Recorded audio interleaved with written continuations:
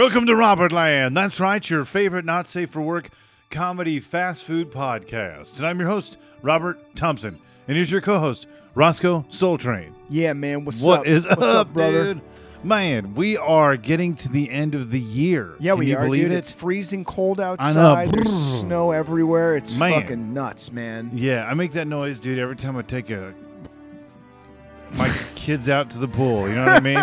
I was thinking about the dropping of the audience or whatever. Yeah, I think the there's like certain rules that you don't want to break. Little clue into the audience out here. Our retention is about right now. It's about dropping off. Yeah, everyone's gone. Yeah. No, you're in for a treat, guys. Don't worry. This is actually an extremely interesting character. Yeah, man. He's a larger than life character in the whole thing, world. The whole thing. We're talking about it all, dude. We're not even just talking about the man. No, We're talking about the legendary restaurant and tiki bar, Don the the Beachcombers. Wow, man, that's fucking rad, dude. Yeah, dude. Catching waves. I've been to a Don the Beachcombers before. You been to a Don the Beachcombers? Yes, I have. Yeah, man. And then one day we went outside of one just to see how bad it was, and I actually stole some of the succulents that were out in front of the old Don the Beachcombers or Sam's Seafood in Huntington Beach or Sunset Beach, depending on how arrogant you are. And I took some of those, and I have them planted inside of my kitchen. They are up on the windowsill with a bunch of other little succulents. So I have stolen pieces of Don the Beachcombers that are growing inside my apartment right now. Dang. Living. Yeah. That's cool, man.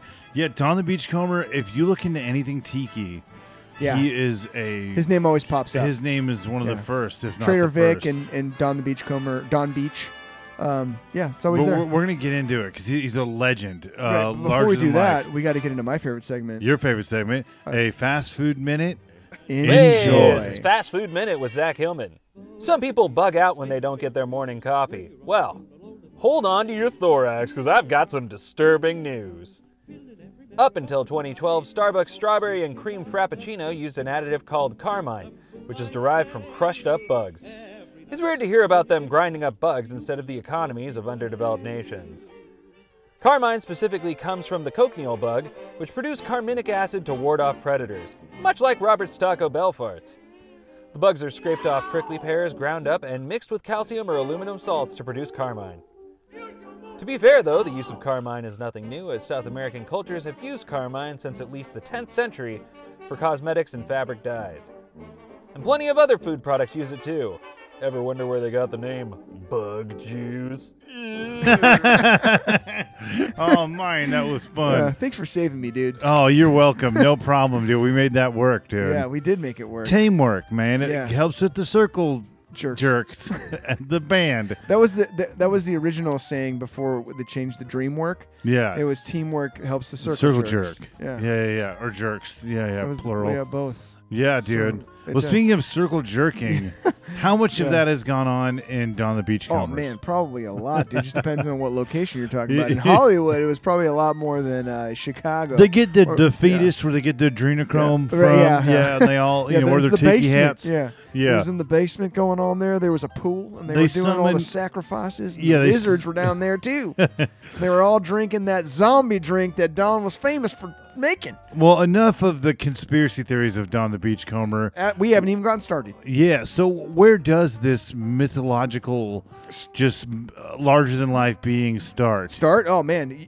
He started in what other place that you want to escape? Texas. Whoa. For those people out there in Texas, I apologize, and I'm sorry. Hey, what you mean about that, man? Yeah. So let's break into this history right now, brother. So Let's do it. There's a lot. I wrote down a lot here. I pull a lot from different resources, mainly Pornhub.com. Exactly. Yeah. Mainly, I just look up. I just call up the friend of the show, Ramon, and just say, "What do you got for me, brother?" But Ramon's very informative. Yeah, I pulled a few different little tidbits about Don the Beachcombers from a variety of sources. But you know what I've learned about Don Beach, or as he was formerly known as Ernest Raymond Beaumont Gant, is Don Beach was somewhat of a bullshit artist. Yeah. In a lot of respects. They call that I just heard this whole podcast on that personality type in the 1800s was big. or the 19th century. It's Yeah. called John Enthusiasm. Smith. Enthusiasm guy? No, what do called- they call him? They called him They're like a Mormon. yeah. No, do you know what I'm talking about? I mean, yeah, it was like a huckster. Yeah, Yeah. and there was a Mormon guy that's famous. John Smith. He was like the main dude. John Smith. There's another guy that started his own branch of Mormonism. Oh, okay. And it was crazy, dude. He actually it was like a pirate colony in Michigan. In Michigan, dude. You should look it Okay, up. And there's yeah. still a church that celebrates it. But he was a guy that made his own church, went and he would bullshit everybody.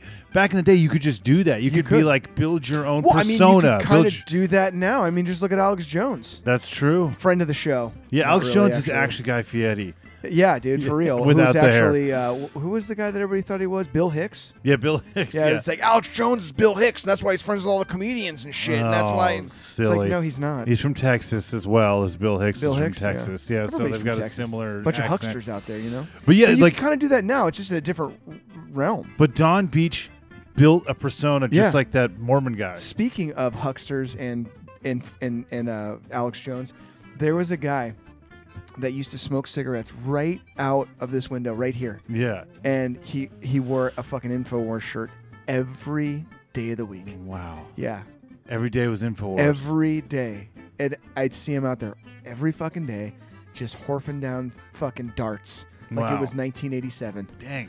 Yeah, lucky guy. Man, where's he now?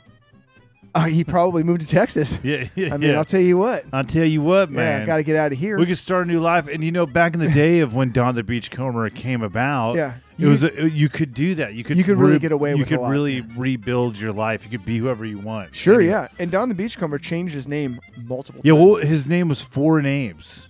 Okay, so we're going to start. So Don Beach was born as Ernest Raymond Beaumont Gant in Texas in 1907. There's a lot, like I said earlier, there's a lot of foggy info about Ernest in his early years. According to him, after traveling in the South Pacific and Caribbean, he landed in Hollywood and worked as an illegal bootlegger, making moonshine during Prohibition for a number of years. There is some truth to this. I think that he had a little side business and was like making shit happen. It doesn't surprise me. There's probably a lot of people making freaking making gin and shit. After Prohibition was repealed in 1933, Don opened Don the Beachcomber, a cafe and bar in the corner of a small hotel at McAdden Place, where he concocted powerful rum drinks for his customers.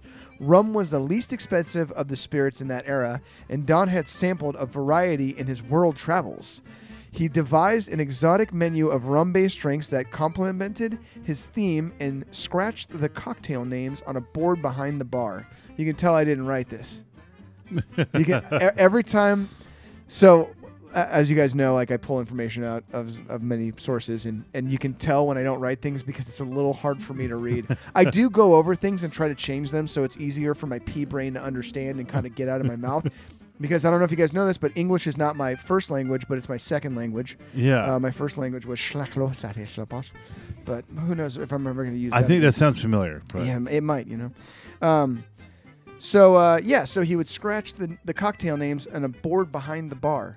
With his business growing in popularity, Don had his eye on a larger space right across the street. He and his girlfriend, Cora Irene Sund, also known as Sonny, raised money together to move into the new location 3 years later.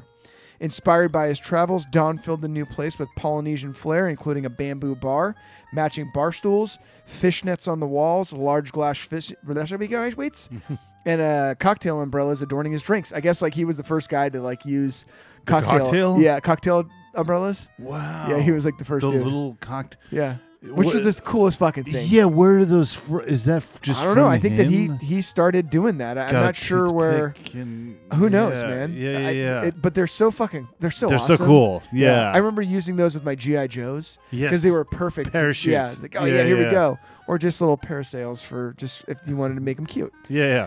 All right. So, let's see.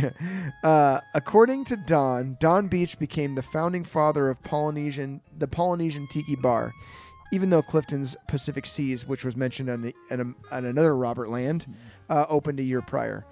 Don could also rightly claimed that he was the first cross-marketing restaurateur with a rum shop, gift store, and a Chinese grocery store just inside his bar's front doors.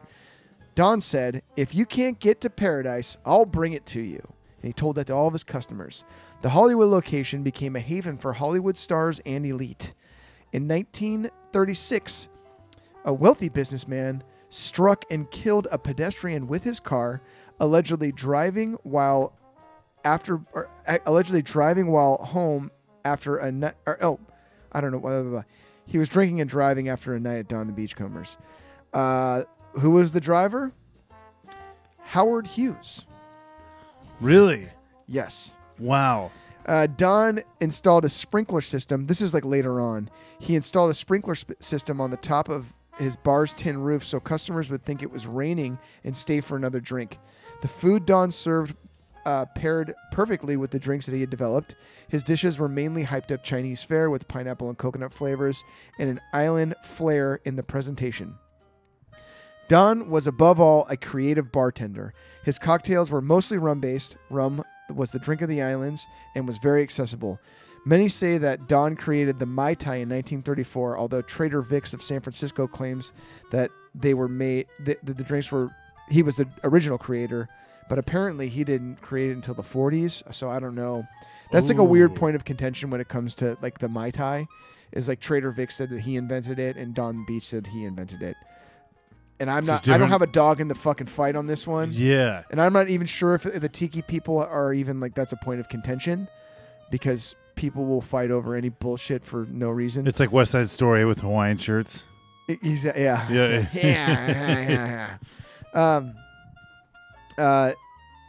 Also, First Shaken. Oh, so he made like drinks. He made a whole bunch of drinks. We'll get into some of those later. So the Mai Tai he may have invented. Yeah, so I think that he did, but he invented the Mai Tai. God, man, I remember my best buddy George, when we were younger, like his parents had all kinds of rum, and George knew how to make a Mai Tai. There was always pineapple juice in his fridge, and we got bombed out on Mai Tais one night. George had them in a thermos. I think it was 4th of July. We were like 16. Yeah, we were 16. Just getting shithoused on Mai Tais. And I remember we went to this party, and it was the craziest. I mean, this is no bullshit. So we were really fucked up. I mean, we were like, I don't even drink anymore, but when I was a kid, I was a maniac. So we really fucked up. We went to this party, and it was with all these drama nerds.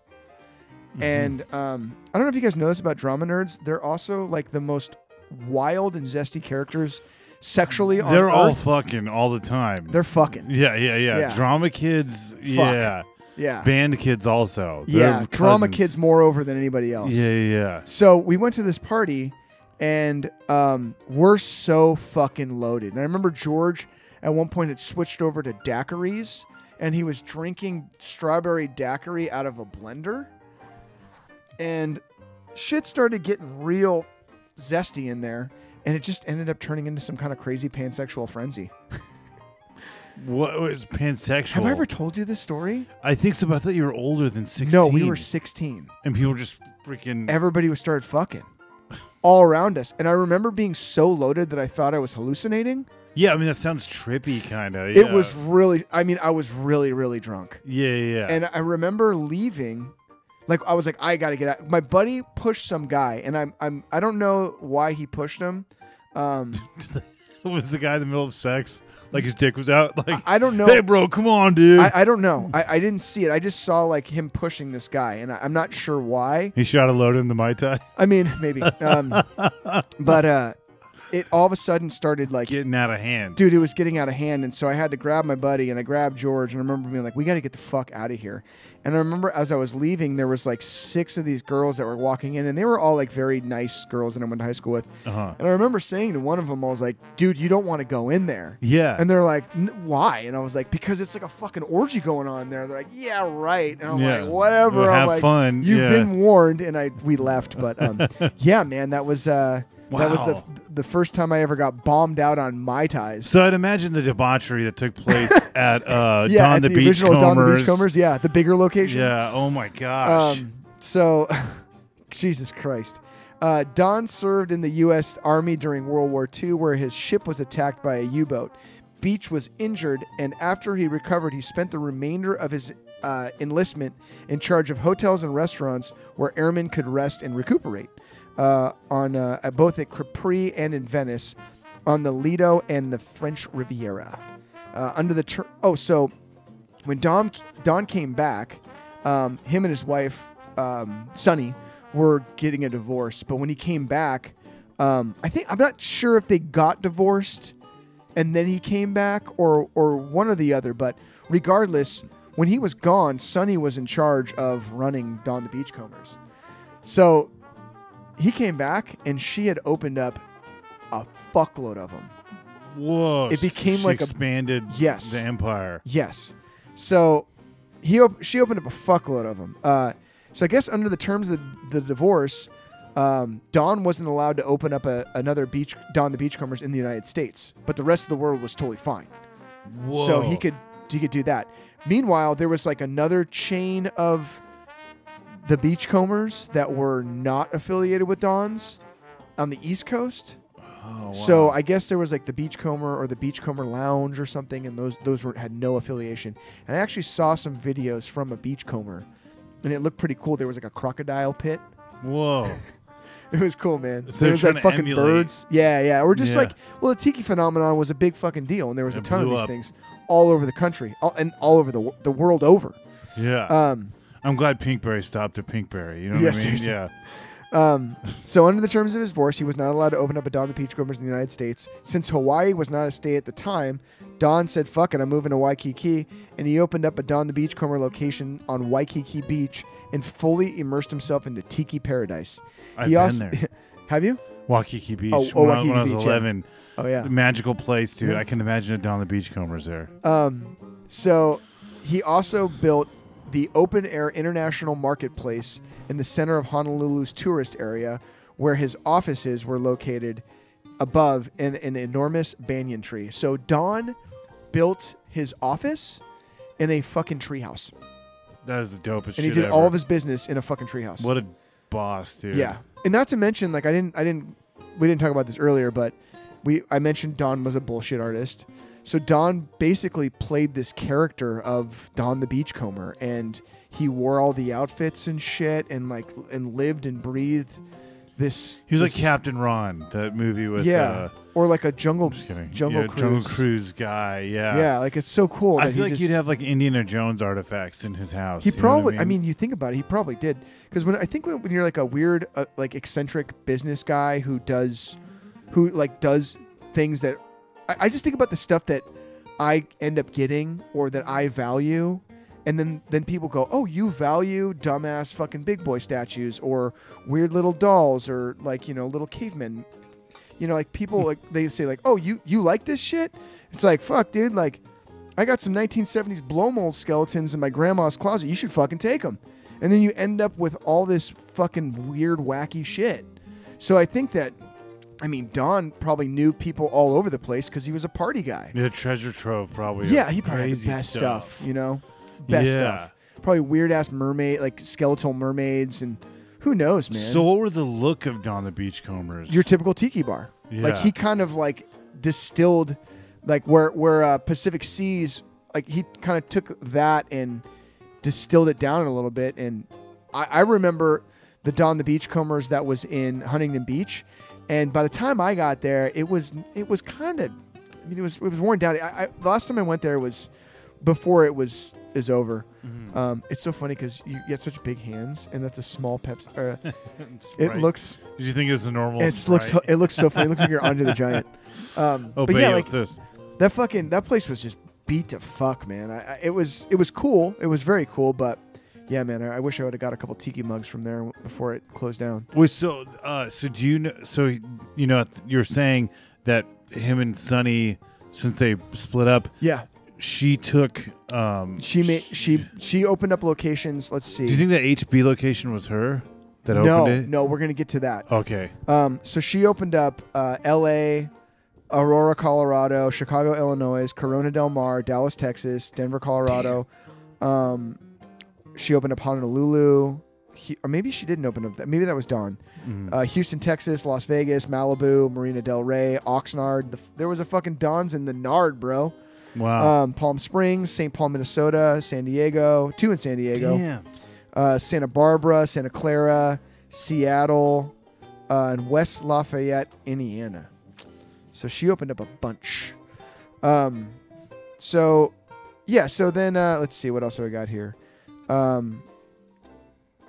So I guess that she sold Don the Beachcomber franchise in 1958 to a dude named Joe Drown.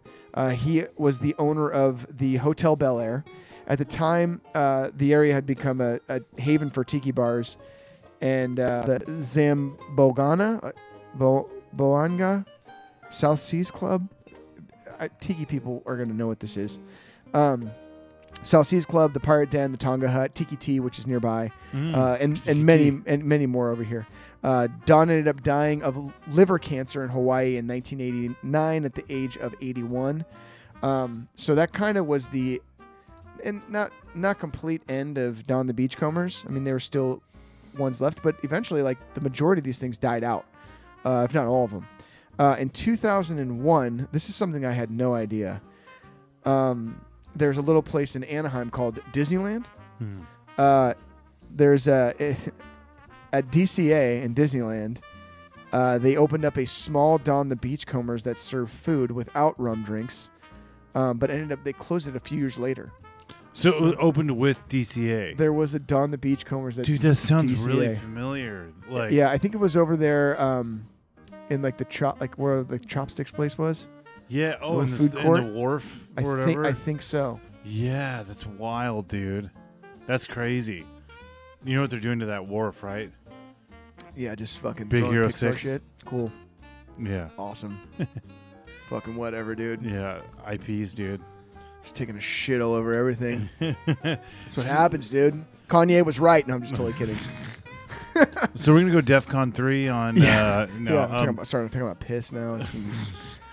So Don passed away, and then. So yeah, it got kind of reinvigorated.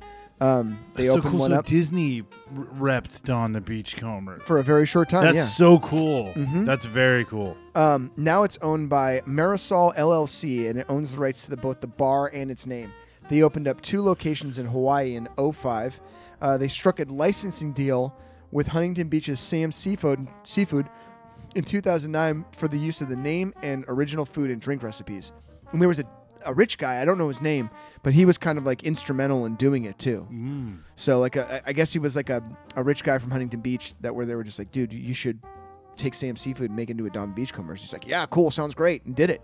Wow. So that's why it was originally a place called Sam's Seafood. But they were doing all kinds of cool stuff with Don Beachcombers for a while over there. They had the International Tiki Marketplace that was going on there for a minute. All kinds of fun stuff. There were bands, the Hula Girls. I don't know if you guys are watching this on YouTube. When you're done with this episode, go over and check out Spike's Breezeway Cocktail Hour, I think it's called. Spike's Breezeway. Just type in Spike's Breezeway. It's a great tiki bar channel. He's the guitar player of the Hula Girls, and he's also a videographer and a photographer. He's a really talented guy, but he built a really cool tiki bar at his house, and he films all these videos of him getting fucked up with all kinds of people that are in the tiki universe. Very cool. Very, very, very great channel. Anyway, so there was there's the 2 that opened up in Hawaii and the 1 that opened up. The International Marketplace, which Don opened, was closed in 2014 to make way for a Saks Fifth Avenue. All right. One thing I pulled off of, I was looking up Yelp reviews, and we haven't done any Yelp reviews in a while, but mainly that's a big part of our show. It's the funny ass Yelp reviews. But I pulled one up for one of the Don the Beachcombers at the Royal Lahaina Resort in Kanapali. All right, so this guy Vince wrote on Yelp. He said, "This Don the Beachcombers is on the property of the Royal Lahaina Resort in Kanapali, but exists in a tragic limbo. And by that, I mean they only use it as a service bar during their nightly luau next door. The outside looks very authentic, vintage, and well-maintained. I got a chance to sneak inside and check out the interior, but all the lights were out and it was dark. From what I could see, it was big and pretty vintage tiki. Then I was booted out by security, and that was that. And then he says, come on, Royal Lahaina, get this sucker back in the swing of things and introduce a new generation to some authentic Don Beach drinks. So he wrote that, I think, in like 2010. But yeah, apparently the exterior was all, it said Don the Beachcombers on the outside, but I guess they were only using it as a service bar. Super disappointing. It closed down a long time ago. So Don the Beachcombers in Huntington Beach closed down in 2018. Don's Mai Tai Bar and Restaurant and Don's Breezeway Lounge are still in operation at the Royal Kona Resort on the Big Island. Don loved to be a character. He drew in all kinds of celebrities to that original Don the Beachcomber location, like Howard Hughes, the Marx Brothers, Charlie Chaplin, Greta Garbo, and Orson Welles. He legally changed his name not once, but 3 times to Don Beach-Comer. Then it was Don Beachcomber, and then finally Don Beach. The 16th location growth. The growth of the Don the Beachcombers in a lot of respects was due to his ex-wife Sonny.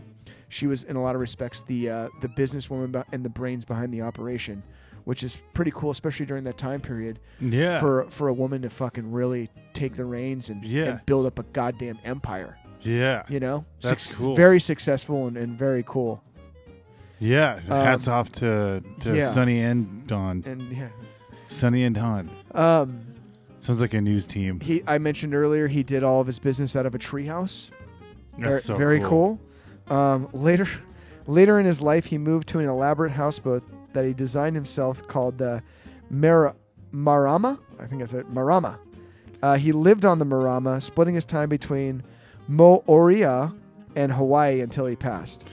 What a cool guy, man, because you got to think about it. Like, this was all fresh then. Yeah, man. For, like, Americans to be like, hey, let's do the Polynesian. Him and Trader Vic, man, they fucking made it a thing. Yeah. Super cool.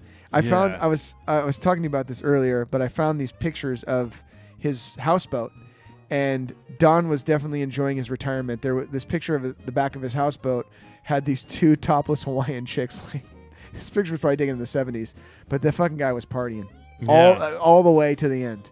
Good for him, dude. Good for Don, man. Yeah, his rival was Trader Vic. That's so fucking strange too.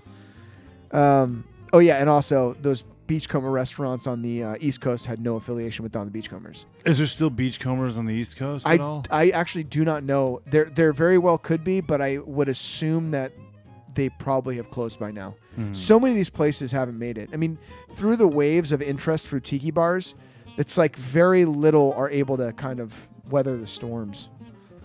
Unfortunately, that's cool about how he installed the sprinkler system on top of the roof in Hawaii. Smart, very smart. And what's fun about that too is that it's something that exists in so many other tiki bars all over the United States. Like in the Tonga Room in San Francisco, there's like a storm that happens inside the bar where it's at the bottom of the Fairmont Hotel in San Francisco, and there's a pool in the middle of it. It used to be where the pool area was, and it's been themed different things. Now it's a tiki bar, but they have this boat. There's a stage on the boat, but around the pool that the stage is on, there'll be like lightning strikes and thunder, and then all of a sudden it'll just start raining all the way around the perimeter of the pool. It's the coolest fucking place. What a cool man! He's like it's not Don Beach, but okay. It's a very cool. It's cool how there's all these different bars that kind of do something very similar. Well, the tiki bar, he kind of paved the way for like what happens at a tiki bar. Yeah, right? like the theming and stuff, and the light. Yeah, because I all do that. Yeah, totally. I mean, think about like it's not. I mean, he's like Walt Disney, dude. He's like in a lot of respects, yeah. Yeah, or like Cliff. A William Castle, dude. Just like really immersive, big like, time, cool shit, big time. And like I think that Polynesian and tiki culture is like is like one of the coolest forms of escapism that exist. Dude, I'm really curious about the drinks, but I have to go to the bathroom. I'll be right back. Okay. You're gonna just leave me all by myself here? I'll be right back. What am I gonna do? You got to shit or what? I mean, it wouldn't be the first time that you've had to shit. So the last time that Robert left me on the podcast so he could take a dump, was on a friend of the show Manolo's podcast, and Robert was gone for a while he was just letting it out. And I mean, he was probably I would assume that Robert was probably gone for maybe like 15 minutes. Yeah, we had a deep dish. Are you shitting with the door open? Oh, let me shut the door. Yeah, Jesus Christ. So yeah, we had a really heavy meal, and Robert was shitting, or so I thought. He came out like 15 minutes later. He's just like, yeah, it was just all farts. And I'm like, oh my God, man, that is a fucking raunchy time. One thing I wanted to ask the audience is if you guys have been to Don the Beachcombers, I would like to hear your thoughts and opinions about Don the Beachcombers, and what would be your favorite drinks at Don the Beachcombers, because Don Beach, I think he developed over 80 cocktails. I think the number was 84. I think Trader Vic had more. Yeah. Somebody at the door? I think somebody's at the door. Oh, just come on in. The fuck is going on, man? This is a strange time. Hey, how's it going, man? Hey, man, going good, dude. Who are you? Hi, man, I'm Cowboy Bob. How you doing? Cowboy. Oh, Jesus Christ.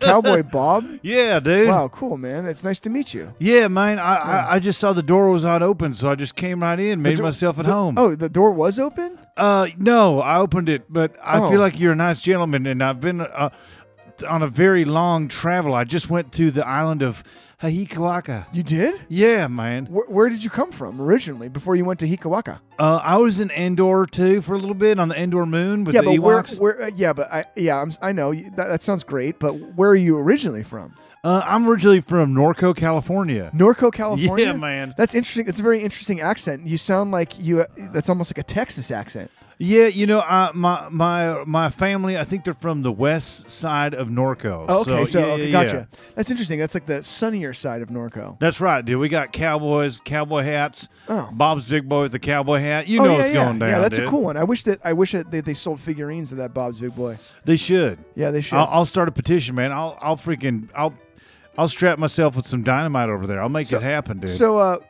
it's Bob. It's Cowboy Bob. Is that your Cowboy name? Bob? Yeah. Cowboy Bob. So today on the podcast, we've been talking about tiki culture. Do you know much about tiki culture at all? Oh yeah, I love it. You do? I do, man. On my travels into the islands of, they have tiki bars. Oh, really? Yeah, they do. It's a Swenson's Tiki Bar. Have you ever had one of those? Is that in like Thailand? Yeah, they've got actually. That's an interesting dialect with clicks and little things like that in the Thailand dialect. Yeah, I mean they've got all sorts of stuff. Like an African little Swahili? I don't know. I think do they use clicks in Swahili? I think that also came from Norco as well. Yeah. Okay, interesting. Wow, man. So, do you know much about Don the Beachcombers? Yeah, I've met him on my travels. Really? Yeah. No shit. Whereabouts, man? Well, we were on the island of Dorn. Oh. And we were some Dornish ladies. Uh-huh. Wow. And okay. I don't know if I can really tell you what else transpired, but I'm pretty sure he's got some kids out there. I mean, Don liked to party. Yeah. Are you familiar with some? So I was mentioning earlier. I don't know if you know this. He made me hide opium in my ass. Nice. Yeah. Right. All right. I don't know if you know this, but Don was famous for making crafting over 80 cocktails. Man, that's such a number. Have you ever had any of the cocktails that your friend Don Beach ever made? Well, unfortunately, I'm allergic to alcohol. Really? Yeah, I've got this disease where if I have it, I have an aneurysm. I just start immediately aneurysm? Unloading turds in my pants. Whoa, is that like that happens when you have aneurysms? You unload turds in your pants? I mean, this guy, he does. You definitely not a Dr. Phil. No. Yeah, you didn't get your medical degree, did you? Dr. Love. Yeah, I don't know. It's a very small. Only 1 in 10 million people get it. Okay, yeah, interesting. Yeah. So you're allergic to alcohol. It gives you aneurysms. Yeah. Oh, I was gonna. Well, let's just play a little game here. Sure. I know that you don't drink alcohol, but you are familiar with Don Beach. I am. And you know he was crafting these things when you guys were out there in Pakalakaliki or whatever you guys. Yeah, I saw him. He had some little potions going on. He had something. Let's just I'm gonna name off some of the most famous Don Beach drinks. Yeah. And why don't you describe what they taste like? Or what I imagine them to taste like? Yeah. Well, that sounds I think good, so. right? Okay. Yeah. Okay, you ready to go? Let's start it off. All right. So one of the most famous ones that he did was the zombie. Zombie. Yeah. What is that? I don't know. What's in that? What's in it? I mean, there's a lot of stuff in there. That just sounds like it probably tastes like, little tingy zingy with a little bit of little bit of cornucopia on the side. Maybe okay, all right. maybe some salt and vinegar in there. I know it had. I had a little bit of 151 in there. Whoa, A I lot don't of know, rum. man. I'm a big mug root beer man myself, but I've heard that shit will fuck you up. Mug root beer. Yeah, mug root beer. Oh, okay. Now Bargs. No, Barks has bite. It's a little too. It might aggressive. trigger the aneurysm. Yeah. I would never want you to have that part of the aneurysm where you just have uncontrollable diarrhea. No. Oh, that'd be awful, it's not fun, man. It's real stinky. Oh man, real stinky. Okay, so I think it's got a little salt and vinegary taste. Oh, You know what I mean? okay, A little punch, a little zingaladoo. oh, these are words that I really don't have. I don't have a lot of. I've never really heard them before. Zingaladoo. Zingaladoo. I've been to a lot of places. I've picked up yeah. a lot of dialect on my travels. That's pretty cool, man. What's another drink you got in So, there? we have another one here. It's called 3 Dots and a Dash. What would that be? Well, in my travels in India, I'd imagine it's got a little spicy curry taste. You know what I mean? Yeah. It's got a little Steph Curry spice. You know what I'm saying? Nice. Oh, cool. Yeah. I heard there's a good Steph Curry spice drink out there. Really? Yeah, man. Is it the 3 dots and a feather? I think it's actually 2 twigs and a berry. Oh, okay. Yeah. It's called Double Barrel. Oh, okay. Yeah. Yeah. A 1 nut double barrel. I don't know, but it sounds good. It's a little. It's kind of similar though. It's definitely got a little curry spice to it. Yeah. It better. I'd like to try it. It sounds real eggnoggy. It's expensive. Yeah. Well, Yeah. I like anything with the name Nog in it. It does. It sounds like a British. It sounds like a British blowjob or something. yeah, You know what I something mean? to do with cum, Yeah, it you know? is very gross. Yeah. No. Very But- nice. Yeah, very nice. Yeah, Not I like gross. it too, man. We like it. Yeah. I love your hat. Thank you, man. Yeah. That's Yeah. pretty cool. Let's do another one. So, All right, let's see. Oh, here's a good one. This one definitely has some familiarity to it because of your world travels. You may have come across a cobra, but have you ever had to drink the cobra's fang? No. Oh, I'd imagine that would taste painful. yeah. Well, it's got some of the Jonathan English. Never mind. It's got some of the cherry blossom punch. Oh, I don't even know what the fucking. I don't even know. Wow. Yeah, man. Does it have a Zanga Maloo? Some Zamagozai? Yeah, something. Oh my God, you speak that dialect. You speak as a. Yeah. Whoa, man. Yeah. Not I've never met anyone else that would speak as French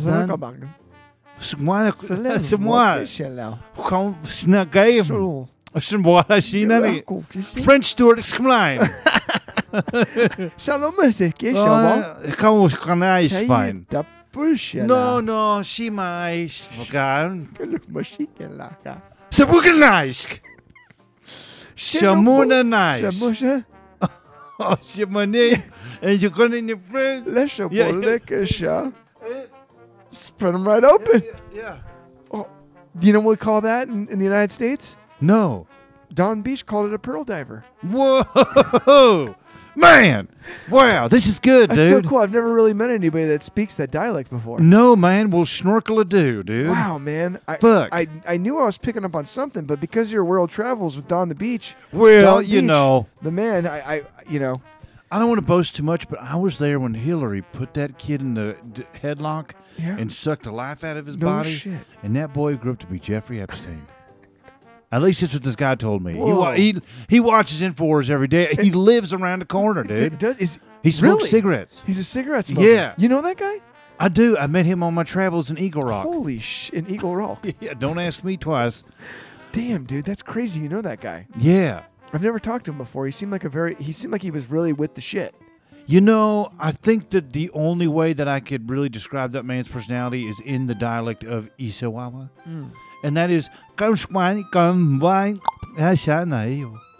pretty good. yeah. Wow. Yeah, Sigourney Weaver, Pepsi. Mountain Dew. Yeah. Crazy. Wow. Nui. That's actually a drink. What? Nui Nui. Nui, yeah. That sounds like it would. Tropical fruit juice is in fine rums. Man. It's a delightful drink of island origin.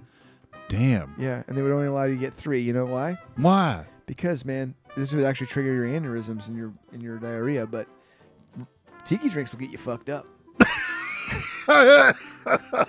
when I was 16, me and my buddies were getting fucked up at a what turned into a bisexual swinging orgy, and we were getting fucked up on Tiki. Man, Bars. late to the game, 16, boy. Man, man. Crazy. Me and my travels, I was 5 years old. You know what I mean?